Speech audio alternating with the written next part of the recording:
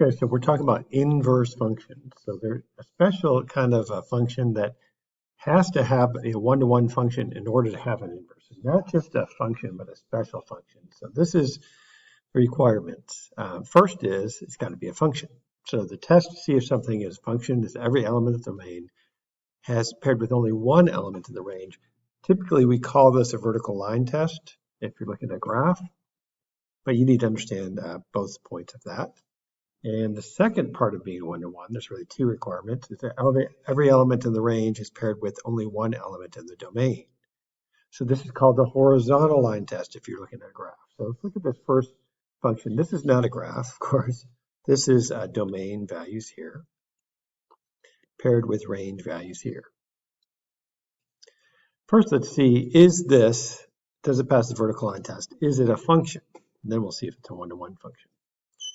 So each element of the domain is paired with only one element of the range. So 2 is paired with 7, 5 is paired with 7, 8 is paired with 3.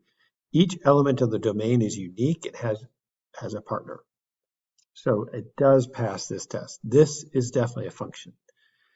Second test is saying every element of the range is paired with only one element in the, so that was true. Every domain had only one partner. Is that true about the range?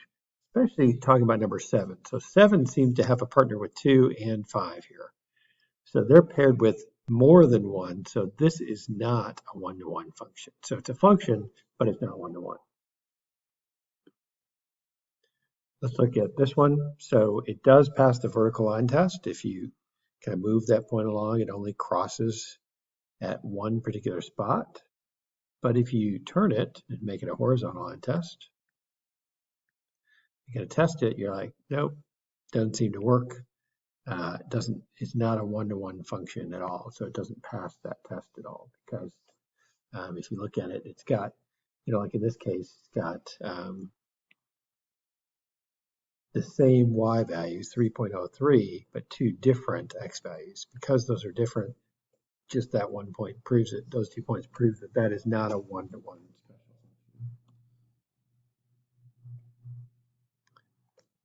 function. Okay. So inverse functions, so this is the look of them, and be careful with this notation. It does not mean negative exponent. That's what you might be used to saying. When you see f to the negative 1 power, you're like, oh, it's just a negative exponent, brings it down to the denominator. It's not what happens. So this does mean the inverse. So we use this notation when we're talking about f's or g's or h's, where f of x, talking about functions, that means the inverse of a function. So let's first look at it graphically, and then we'll look at what it looks like algebraically here. So if you look at it graphically, so like if you say some of these points, like these are x and this are y, so like that's the point 2, 2, so 2, 2. That's the point 1, 0. That's the point 0, negative 2. That's the point negative 1, comma, negative 4. And that's the point negative 2, negative 6. And there's a few more, about 4, comma, or that's actually what, 3, comma 4. And 4, comma 6. So those are all the points on that line. There's a line here called the identity line. So this line right here is that line in the middle. It's the dotted line. So this is the line y equals x. It's a dotted line, has a slope of 1. It goes through the origin there. And that's always the same line. So that's always the identity line. And what you do basically is you reflect any function over the identity line. It will form the inverse function. So let's see if that happens here. So I'm going to just put down some points. Like you can see this point right here at 1, 0. If I reflect it over the line, it looks like it goes to about there. Let me just kind of get rid of that point so you don't see it. So it looks like it goes about there. And so that would be the point 0, 1. So 0, 1, let's write that down. So 0,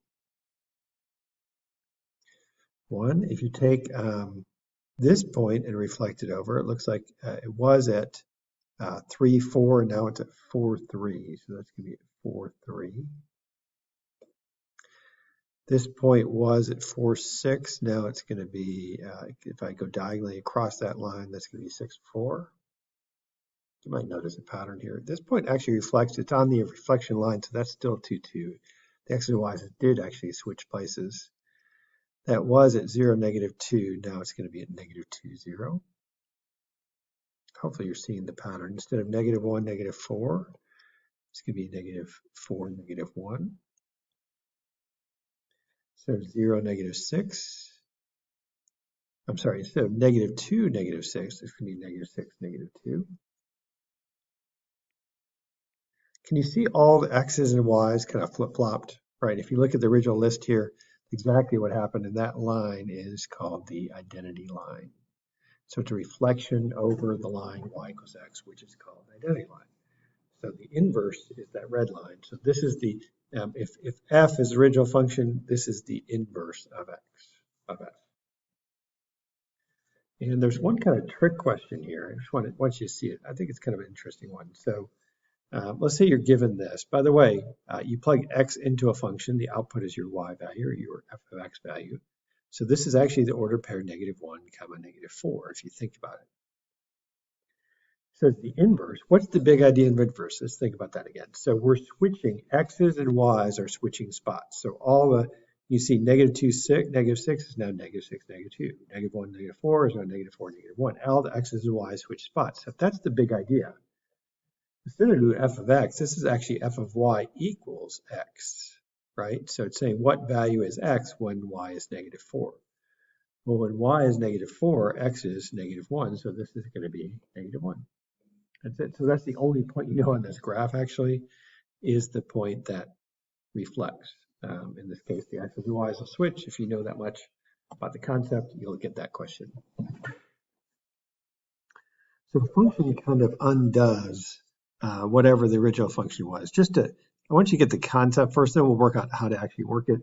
So if I wanted to find the inverse function of this function, if the original function is 2 times x, the inverse would be x divided by 2. So the inverse of multiplication will be division.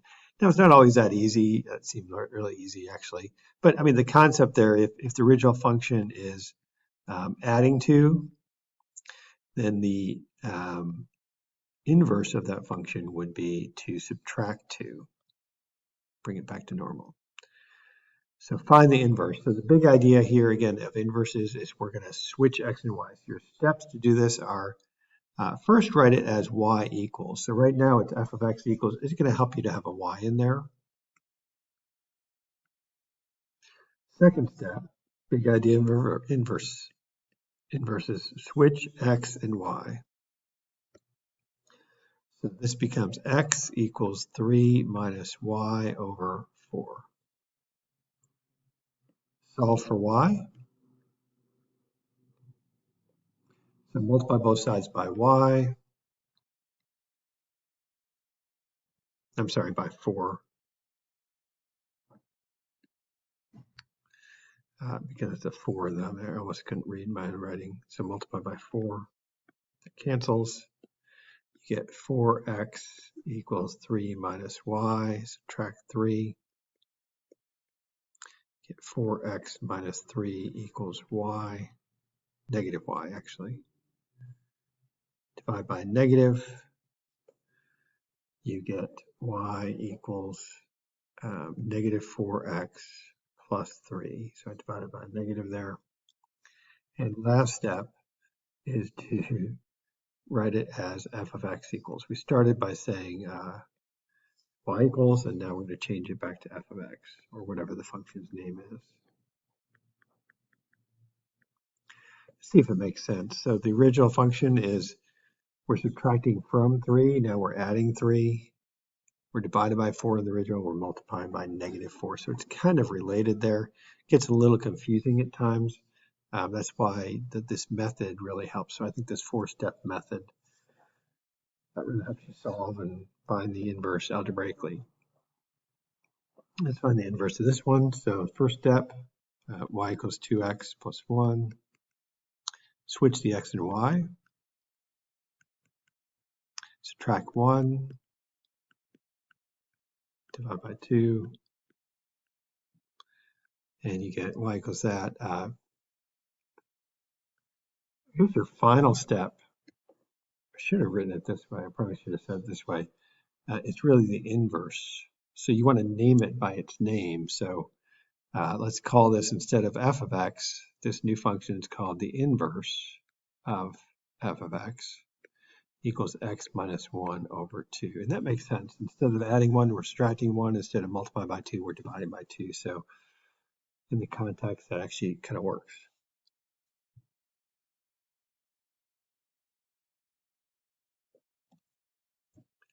Find the inverse of this one. This is a really challenging one. I'm not sure if I'll give you one this hard, but I want you to see a really difficult one and see kind of what happens on this one. So we're going to start normal. We're just going to do it, see what happens. X squared plus 3. Switch x and y. Subtract 3. Take the square root of both sides. Don't forget, plus or minus. You get y equals, or the inverse of y, so to speak, equals plus or minus square root of x minus 3. Now the problem is the domain was restricted. And it's actually a good thing that domain was restricted. If you look at this original function, y equals x squared plus 3 looks like this, basically.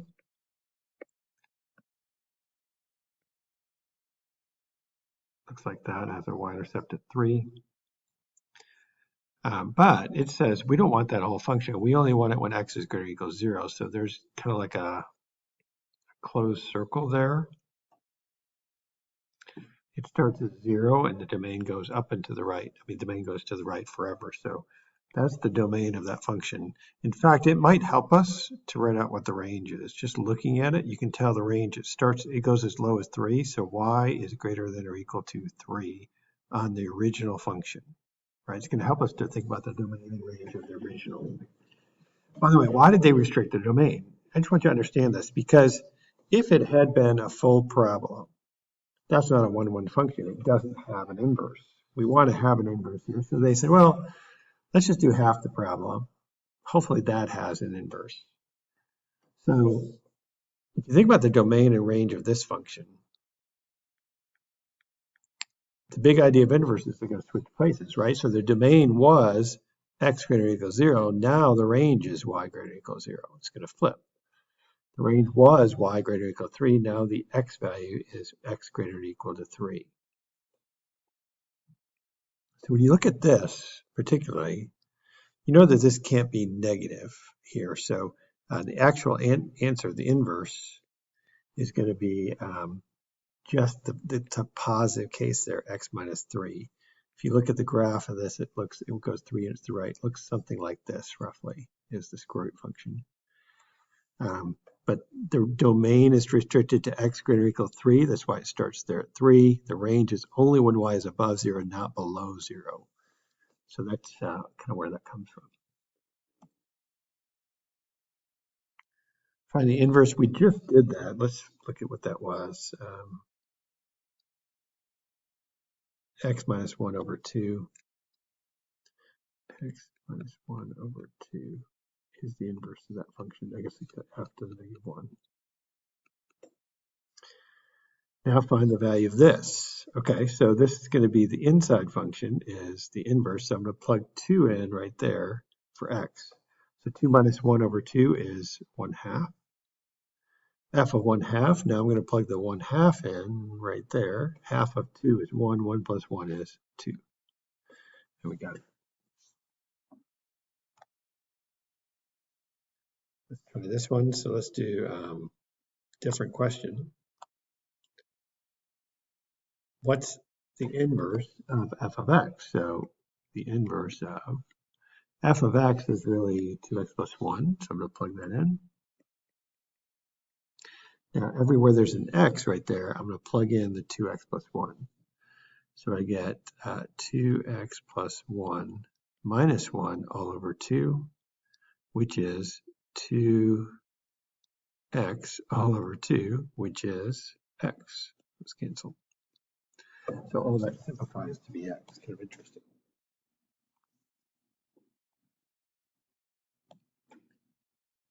Okay, last problem, graph the inverse of that one. So let's try to do it graphically and then we'll solve it algebraically just so you're getting it.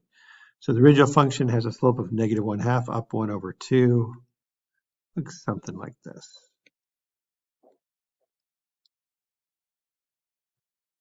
Try to draw straight lines and done smart one. Okay.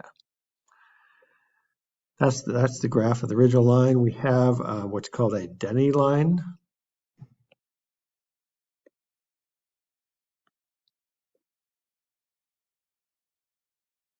Right there. It's not bad. I mean, for just a freehand of it. I could try to do better. Let's see.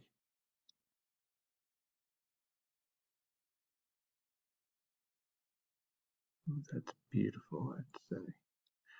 Okay, so we have that one.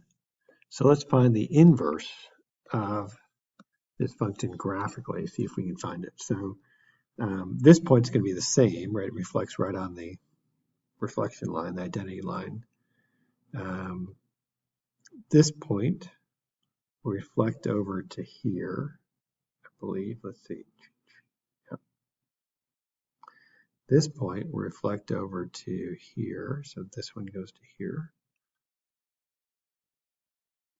This point was 6, 0, now it's 0, 6. Okay, I like that. This one was 0, 3, now it's 3, 0, I got that. This was -2, 4, now it's 4, -2. This was -4, 5, now it's 5, -4.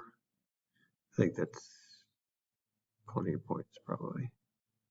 Looks like that. This is the inverse. If this is f, this is inverse of f. The algebraic way of finding the equation of that line would be to switch x and y, solve for y. I'd probably multiply everything by -2. If I do that, I get y equals -2x plus 6. That does look like the equation of -2x plus 6. And that is the inverse function there. Usually use it with function notation. I'm not sure you can use it with y, but that's the idea. Okay, we have a couple more minutes. Oh, no, actually, that's about it for today.